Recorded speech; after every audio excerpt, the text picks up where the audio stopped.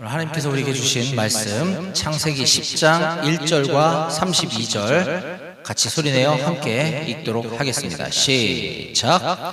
노아의 아들 셈과 함과 야벳의 족보는 이러하니라. 홍수 후에 그들이 아들들을 낳았으니. 32절. 이들은 그 백성들의 족보에 따르면 노아 자손의 족속들이요 홍수 후에 이들에게서 그 땅의 백성들이 나뉘었더라. 아멘. 네, 여러분들 무더운 날씨 어떻게 지내셨나요? 훈련했나요? 폭염인데도 영회? 야외 훈련? 나가서 생각났네. 우리 교육생들은 뭐 했어요? 더운데 뭐 했어요? 뭐 작업해요? 작업? 체력 단련? 체력 단련? 독서? 독서가 무슨 벌이야. 괜찮네. 책도 지정이 되어 있나요? 무슨 책 읽는지? 아무 책이나 읽는 거예요? 진중문고? 성경은 읽으면 안 되나? 그 성경 좀 읽어. 성경 남은 기간 동안 괜찮네. 창세기, 최소한 창세기는 다 읽고 나가는 걸로 그렇게 한번 해봅시다. 네, 좋을 거예요. 여러분들한테 다 피가 되고 살이 되는 성경 말씀입니다. 아무튼 지난 시간에 우리는 창세기 9장 18절에서 29절 말씀을 보면서 노아의 음주 추태 사건이라는 제목으로 하나님의 말씀을 함께 나눴습니다. 노아는 우리가 아는 것처럼 굉장히 하나님 말씀에 순종하고 하나님을 잘 믿었던 사람입니다. 그래서 이 세상에, 온 세상에 죄악이 가득할 때에 하나님은 노아만 콕 집어서 방주에 들여보내서 구원을 해주시죠. 그 정도로 노아는 하나님께 신임을 얻고 믿음이 좋은 사람이었었는데, 이제 홍수가 끝나고 하나님의 심판이 그친 다음에 이제 땅에 정착해서 농사를 짓고 이제 먹고 살만 하고 좀 편안해질만 하니까 하나님을 바라보며 사는 것이 아니라 세상 쾌락, 즐거움에 취해서 포도주를 즐기고 술이 빨개 먹고 있는 것도 모를 정도로 술에 취해 있는 그 노아의 모습을 보면서 우리가 그리스도인으로서 이 음주 문제를 어떻게 다룰 것인가, 그리고 힘들 때나 두려울 때나 평안할 때나 언제든지 늘 동일하게 하나님을 잘 섬겨야 되겠다, 하나님을 잘 믿어야 되겠다, 이런 말씀을 함께 나눴습니다. 자, 이어지는 오늘 본문은 창세기 10장 본문인데요, 오늘 창세기 강의 15번째 시간으로서 오늘 본문의 제목을 한번 같이 함께 따라 읽어봅시다. 시작. 인류가 땅에 흩어져 번성하게 되는 말씀의 성취. 이게 설교 제목 긴 거 별로 제가 안 좋아하는데 이걸 어떻게 줄이기가 어려웠어요. 인류가 땅에 흩어져 번성하게 되는 말씀의 성취라는 제목으로 오늘 하나님의 말씀을 나누려고 합니다. 노아와 노아의 세 아들, 이 가족이 전부였었죠. 근데 이 세 아들들이 어디로 흩어져서 어떻게 번성하게 되는가, 그리고 그것은 우연히 자연 발생적으로 일어난 것인가, 하나님의 말씀이 성취되는 것인가, 오늘 이 부분에 대해서 함께 살펴보려고 하는 것입니다. 자, 오늘 10장 전체를 보려고 하는데 10장 말씀은 전부 사람 이름만 잔뜩 기록되어져 있어요. 그래서 이거를 다 같이 읽자고 하면 여러분들이 힘들어 할까봐, 이게 한국식 이름도 아니잖아요. 게다가 뭐 영희, 철수, 뭐 민수 뭐 이런 게 아니라서 이게 남의 나라 이름이라 읽기도 어려워요. 그래서 저는 시작과 끝을 오늘 함께 읽었지만 이 10장 전체의 말씀을 통해서 하나님이 오늘 우리에게 주시는 교훈을 발견해 보려고 합니다. 자, 오늘 본문이 시작되는 1절 말씀을 같이 함께 한 번 더 읽어봅시다. 1절입니다. 네, 한 번 더 읽어주세요. 네, 시작. 노아의 아들 셈과 함과 야벳의 족보는 이러하니라. 홍수 후에 그들이 아들들을 낳았으니. 그렇죠. 노아의 세 아들 이름이 등장합니다. 누구라고요? 그렇습니다. 셈과 함과 야벳. 예, 이제부터 이 세 아들을 중심으로, 세 아들들을 시작으로 셈의 후손들이 어떻게 펼쳐져 갔고, 함의 후손들이 어떻게 펼쳐져 갔고, 야벳의 아들들이 후손들이 어떻게 펼쳐져 갔는지 그 족보의 이야기를 이제부터 하겠다 이 얘기입니다. 자, 그러면 처음 등장하는 아들 야벳의 후손에 대해서 2절부터 5절까지 기록해주고 있습니다. 2절을 한번 읽어보겠습니다. 여러분들 성경책이 펼쳐져 있나요? 예, 2절입니다. 같이 읽습니다. 시작. 야벳의 아들은 고멜과 마곡과 마대와 야완과 두발과 메섹과 디라스. 이게 여러분들 읽기 어려울 줄 알았더니 잘 읽네. 그래도 바람 안 꼬이고. 그렇죠. 야벳의 아들이 지금 몇 명입니까? 6명. 고멜, 마곡, 마대, 야완, 두발, 메섹, 디라스. 7명이죠. 그렇죠. 자, 그런데 노아의 아들은 3명 있다 그랬고, 세 아들들은 순서대로 첫째 아들이 셈, 둘째 아들이 함, 셋째 아들이 야벳입니다. 근데 10장은 이 세 아들들의 후손, 족보가 다 기록되어 있다 그랬어요. 근데 지금 누구부터 지금 시작을 하고 있습니까? 야벳이죠. 야벳은 셋째 아들, 막내 아들인데 왜 셈부터 시작해? 자연스럽지 않나요? 좀 어색하지 않나요? 왜 이렇게 셈부터 거꾸로 기록했을까? 너무 궁금하지 않습니까? 네. 우선 지금 야벳의 아들은 7명으로부터 시작을 한다 그랬습니다. 그리고 6절에 보면 둘째 아들 함의 아들은 4명으로부터 시작이 됩니다. 그리고 22절에 첫째 아들 셈의 아들은 5명으로부터 시작을 합니다. 지금 2절에 야벳의 아들은 무려 7명으로부터 시작을 하죠. 그렇지만 도리어 이 야벳의 후손에 대해서는 가장 성경이 짧게 언급하고 있습니다. 2절에서 5절까지만. 왜 그랬을까? 또 6절에서 시작하는 함의 후손은 20절까지 이름을 세보면 총 30족속이 기록되어 있습니다. 그리고 21절에서 31절에 기록되어 있는 셈의 후손은 총 세보면 26족속으로 기록이 되어 있어요. 근데 앞에 다시 야벳 2절에서 5절 그 짧은 본문에 등장하는 야벳의 후손은 14족속으로 비교적 적은 수의 족속이 언급되고 있음을 우리가 볼 수 있습니다. 이것은 이 야벳의 후손이 야벳 창세기 10장부터 시작한 그 야벳의 후손은 지금도 있겠죠, 어딘가에. 그렇죠. 오다가 중간에 와서 끊기지 않았을 거 아니에요?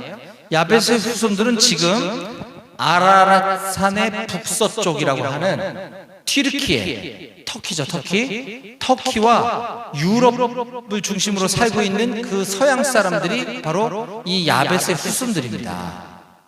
그런데 성경은 어느 민족을 가장 중요하게 여기나요? 이스라엘이죠, 이스라엘 민족이 비교적 접촉할 일이 많지 않았던 족속이 유럽 사람들이에요. 성경에 유럽에 대한 언급이 그렇게 많지 않죠. 구약에, 특히 구약에. 그래서 성경은 하나님의 백성들에 대한 이야기를 중심으로 쭉 풀어나가기 때문에 그다지 별로 만날 일도 없고 접촉할 일이 없었던 유럽 지역에 있는 그 선조들, 이 야벳의 후손에 대해서는 굳이 길게 언급할 필요가 없겠다라고 창세기 저자가 아마 판단을 했었던 것 같습니다. 자, 그런데 그렇지만 그럼에도 불구하고 우리가 야벳의 후손에 대한 언급 중에서 이 5절 말씀을 한번 좀 짚고 넘어갔으면 하는데 5절을 같이 한번 읽어볼까요? 5절입니다. 시작. 이들로부터 여러 나라 백성으로 나뉘어서 각기 언어와 종족과 나라대로 바닷가의 땅에 머물렀더라. 네. 야벳으로부터 시작한 이 야벳의 후손들이 여러 나라 백성으로 나뉘어서 영국, 프랑스, 이탈리아, 튀르키예 이렇게 흩어져서 각기 나라의 언어와 종족과 나라대로 바닷가의 땅에 머물렀다 이렇게 표현하고 있습니다. 뭐지? 바닷가의 땅에 머물렀다는 말은 유럽이 다 바닷가에 있는 것만은 아닐 텐데, 그렇죠? 이 바닷가의 땅에 머물렀다라고 하는 이 관용적인 표현은 이 당시 세계관에 따르면 가장 먼 곳을 표현할 때 저 바닷가의 땅 이렇게 표현을 하는 것입니다. 그러니까 야벳의 후손들이 가장 멀리까지 뻗어나가서 진출했었다라는 것을 지금 표현해주고 있는 것이고요. 또한 바닷가라고 하는 이 지명을 쓸 때에는 무역, 오늘날도 마찬가지지만 바닷가는 무역이 활성화된 지역 아닙니까? 무역, 경제, 군사가 발달된 지역을 일컬어 우리가 바닷가라는 표현을 많이 쓴단 말이에요.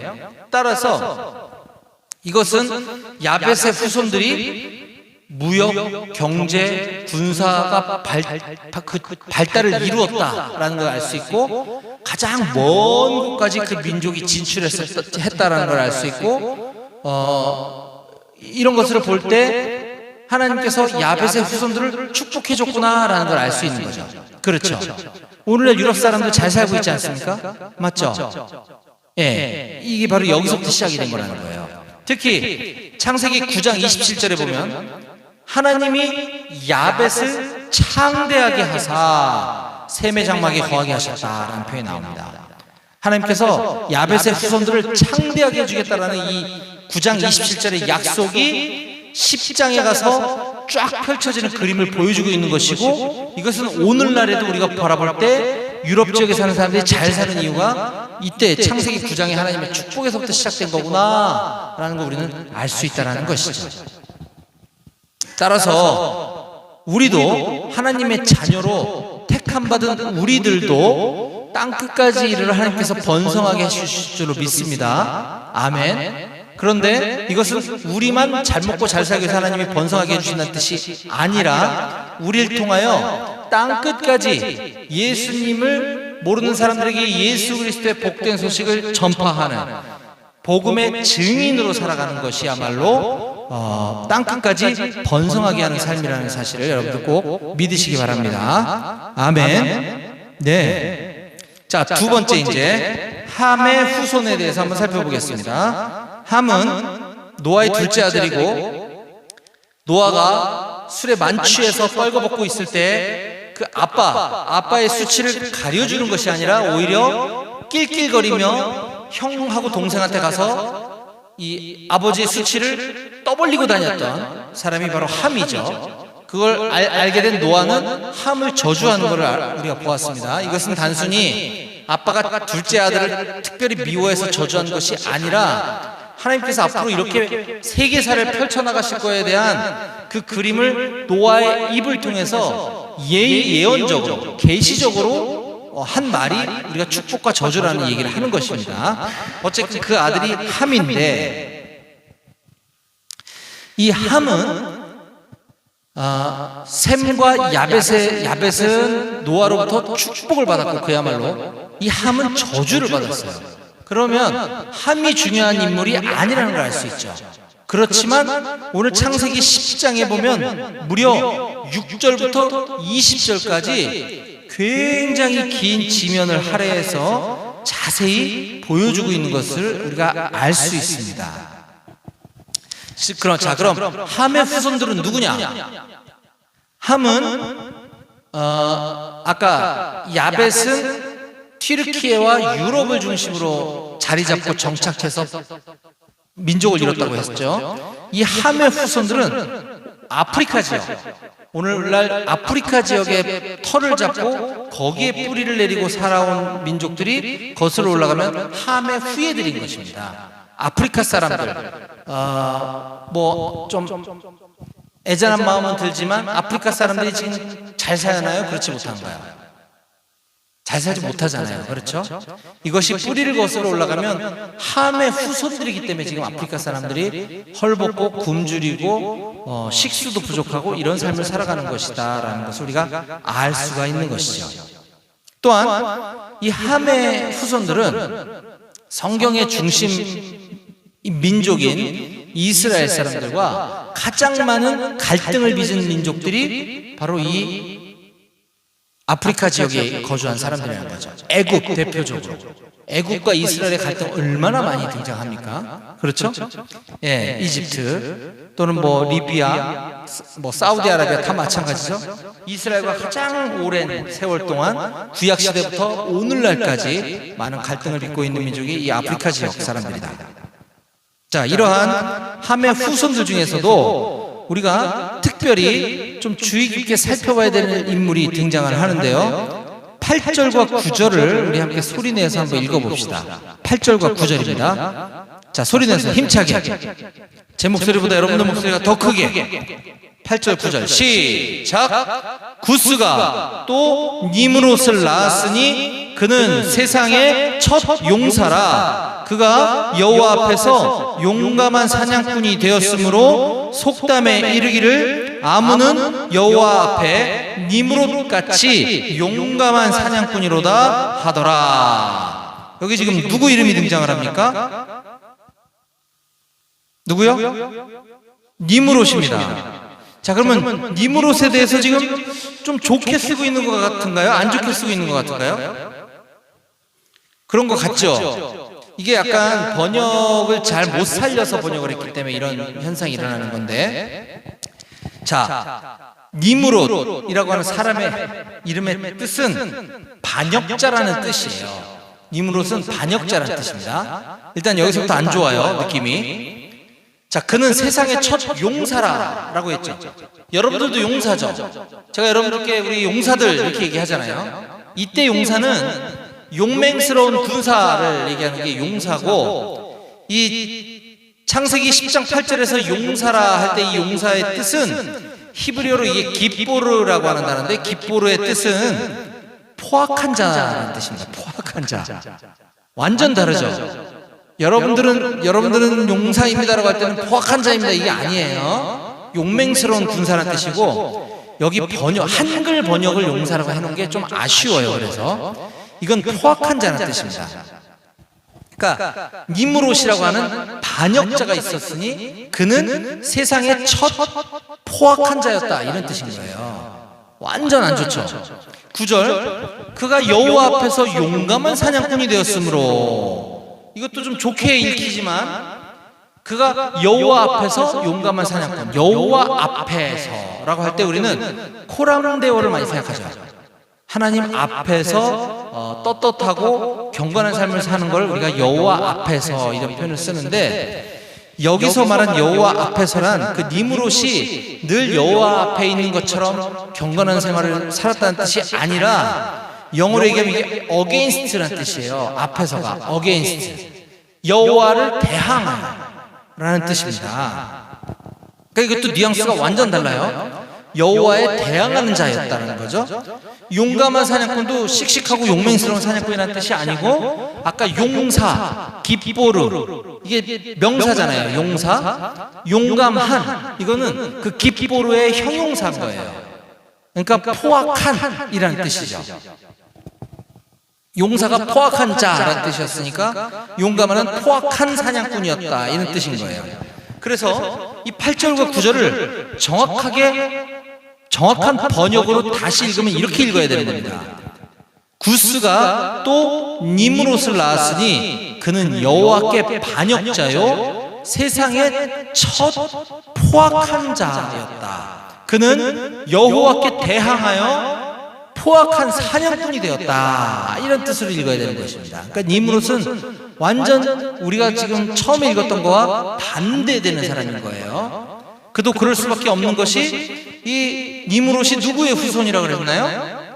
함이죠. 함은 하나님께 저주받은 민족의 시조란 말입니다. 그러니까 함으로부터 쭉 이어져 내려온 그 수많은 30족속이나 되는 이름들 중에 대표적으로 니므롯이 가장 가장 악랄하고 포악하고 하나님을 막 대항하며 살았던 사람의 대표 주자였다는 것이죠. 또한 12절을 보면 이런 표현이 기록되어 있습니다. 니느웨와 갈라 사이에 레센을 건설하였으니 이는 큰 성읍이라. 레센이라고 하는 성읍을 건설했는데 그 레센이 엄청 큰 성읍이었다는 거예요. 근데 이것도 이 문장의 의도를 우리가 잘 해석을 해보면 이런 거죠. 함의 후손들은 지금 자기 스스로를, 자기들을 지키기 위해서 하나님 없이, 여기 지금 하나님이 없어요. 하나님 없이 자기 힘으로 자기들의 편안함과 안락함을 추구하기 위해서 큰 성을 지을 수 있다라고 착각했다라는 것입니다. 결국 계속해서 등장하는 15절부터 18절에 나열되어 있는 함의 여러 후손들의 그 이름은 우리가 훗날 하나님께서 이스라엘을 애굽 땅에서 구출해내시고 약속의 땅인 가나안, 내가 가나안 땅을 이스라엘 민족에게 주겠다, 너는 그 땅을 들어가서 거기 거주하고 있는 민족들을 전쟁을 해서 정복해라 라는 명령을 하세요. 그 내용이 기록된 장면이 신명기 7장 1절인데, 자, 그 전에 지금 이 함의 후손들 중에 15절에서 18절을 보면, 자, 낯익은, 어디서 많이 들어본 듯한 민족들의 이름이 등장합니다. 가나안은 장자 시돈과 헷을 낳고, 또 여부스 족속과 아모리 족속과 기르가스 족속과 히위 족속과 알가 족속과 신 족속과 아로아 족속과 스마 족속과 하마 족속을 낳았더니 이후로 가나안의 자손이 족속이 흩어져 나아갔더라. 이게 지금 함의 후손들이 이렇게 많은 족속들로 흩어져 나갔다라는 걸 지금 기록해주고 있는데요. 자, 세월이 지나 하나님께서 이스라엘 백성들 보고 저 가나안 땅에 들어가서 전쟁을 하고 그 땅을 너희들이 취하라, 점령하라 라고 여호수아 장군에게 명령하시는 장면이 신명기 7장 1절에 기록되어 있습니다. 제가 읽어드릴게요. 신명기 7장 1절입니다. 네 하나님 여호와께서 너를 인도하사 네가 가서 차지할 땅으로 들이시고 네 앞에서 여러 민족, 헷 족속, 기르가스 족속, 아모리 족속, 가나안 족속, 브리스 족속, 히위 족속, 여부스 족속. 이거 방금 전에 읽었던 사람들 아니에요? 그쵸? 곧 너보다 많고 힘이 센 7 족속을 쫓아내실 때에 내가 쫓아내 줄 테니까 너는 가서 전쟁만 해. 그럼 다 이겨버린 거야. 하나님께서 말씀해 주시는 거죠. 그 땅에 들어가서 쫓아내고 전쟁을 치르고 무찔러야 될 족속들 이름이 바로 오늘 창세기 10장 15절에서 18절에 나오는 바로 그 족속들이다라는 것입니다. 왜요? 함의 후손들이기 때문에. 자, 그 다음 셈의 후손들 21절에서 32절 보겠습니다. 자, 셈에게는 5 아들이 있었다 그랬어요. 22절입니다. 셈의 아들은 엘람과 아수르와 아르박삿과 룻과 아람이요. 여기 보면 아수르도 성경에 많이 등장하는 민족이고요. 아람도 많이 등장하고 있고요. 아르박삿이라고 하는 이름도 많이인지는 모르겠지만 나 들어본 적은 있는 것 같습니다. 근데 오히려 아수르나 아람이 더 성경에 많이 언급되는 민족인데, 지금 창세기 10장에서 이 창세기의 저자는 오히려 아르박삿을 주목하고 있습니다. 아르박삿에 대한 이야기를 더 하기를 좋아하는 거예요 같아요. 왜냐? 24절 이후부터 아르박삿의 후손들을 쭉 언급하고 있거든요. 아르박삿은 셀라를 낳고 셀라는 에벨을 낳고 에벨은 2 아들을 낳고 벨렉의 아우의 이름은 욕단이라고 했고 욕단은 알모닥과 셀렉과 하살마역과 예라와 하도. 그래서 아르박삿으로부터 시작되는 족보만 이야기를 한다는 겁니다. 셈에게는 5 아들이 있었는데 유독 왜 아르박삿만 딱 찍어서 걔부터 시작한 또 족보를 이어가고 있는가? 이것은 바로 아르박삿의 후손으로 아브람이 나중에 태어나기 때문입니다. 자, 그 다음 장인 창세기 11장 10절과 27절을 읽어보면요. 11장 10절입니다. 셈의 족보는 이러하니라. 11장에 한 번 더 셈의 족보를 언급해주고 있네요. 셈은 100세 곧 홍수 후 2년에 아르박삿을 낳았고, 아르박삿만 낳은 게 아니고 5 아들을 낳았는데 아르박삿만 얘기를 해요. 그리고 쭉 내려가서 27절에 아르박삿부터 쭉 내려간 거예요. 지금 데라의 족보는 이러하니라. 데라는 아브람과 나홀과 하란을 낳고 라고 이야기하고 있습니다. 바로 믿음의 조상, 아브라함의 옛 이름, 아브라함의 옛 이름 아브람이 바로 여기에 나오기 때문이라는 거죠. 아브람은 데라의 아들이고, 데라는 쭉쭉쭉쭉 거슬러 올라갔더니 셈의 후예였었어요. 그렇기 때문에 아르박사스의 후손이었었고, 아르박사스는 셈의 아들 중에 하나였다라는 것이죠. 이처럼 셈의 후손들은 셈의 후손들을 통하여 믿음의 조상 아브라함이 태어났다라는 것이 굉장히 중요하다. 하나님께서는 셈, 함, 야벳 중에 그래서 셈을 가장 축복해주고 계시는구나 라는 걸 우리가 알 수 있는 겁니다. 이와 같은 셈의 후손들은 아라랏산 동쪽 메소포타미아 평야 지역을 중심으로 자리를 잡게 되고, 거기서 농업과 목축업을 발달시키게 됩니다. 이와 같이 셈족을 통해서 우리가 여러분들이 세계사 시간에 다 배웠겠지만 바로 메소포타미아 문명을 화려하게 일으킨 민족이 바로 셈의 족속, 셈의 후예들이다 라고 하는 것을 우리는 알 수가 있습니다.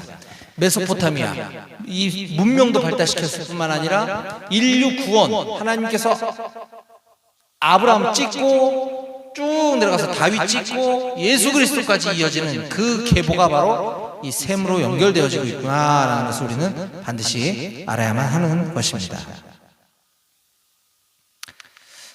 네.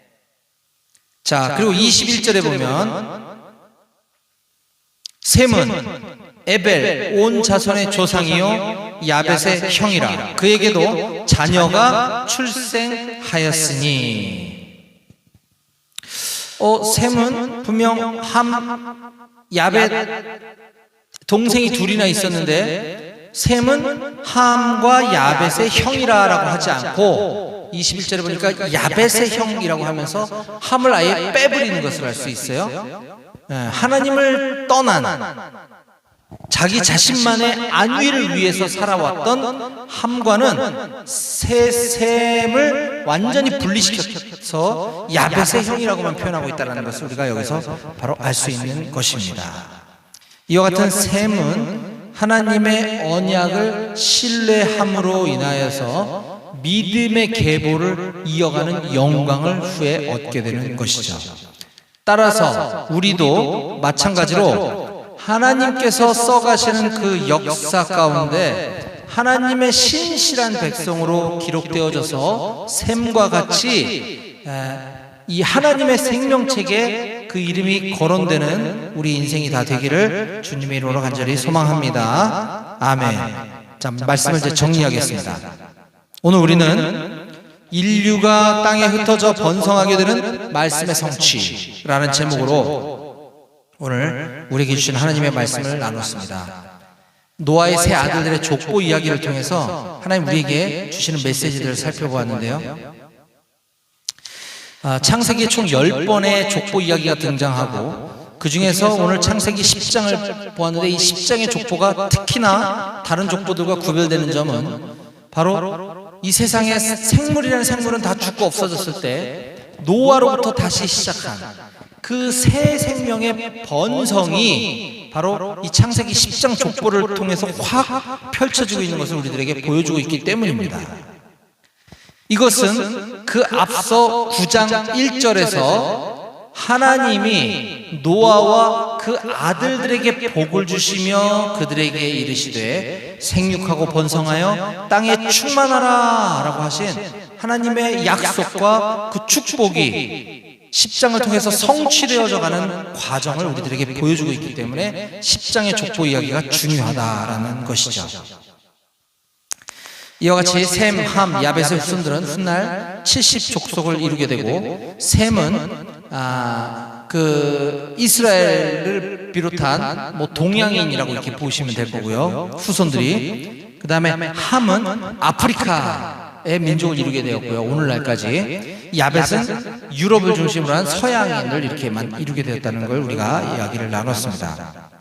이렇게 세월은 흘러 노아의 후손들이 나중에 이 셈의 후손인 이스라엘과 함의 후손인 아프리카 지역에 있는 민족들이 서로 싸우고 전쟁을 하고 또 이런 것들을 우리가 보게 되는데, 이처럼 인류의 역사는 하나님의 구원 계획과 하나님의 그 섭리, 예정 가운데 이것이 아주 구체적이고 사실적으로 하나씩 이루어져 가고 있다는 것을 오늘 성경은 우리들에게 증명해 주고 있습니다.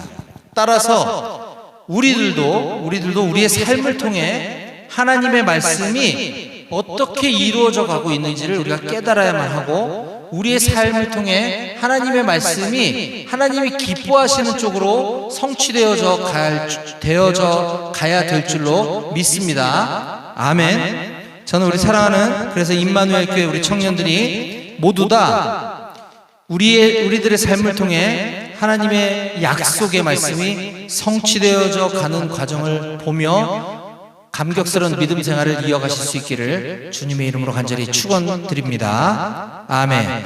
기도하시겠습니다.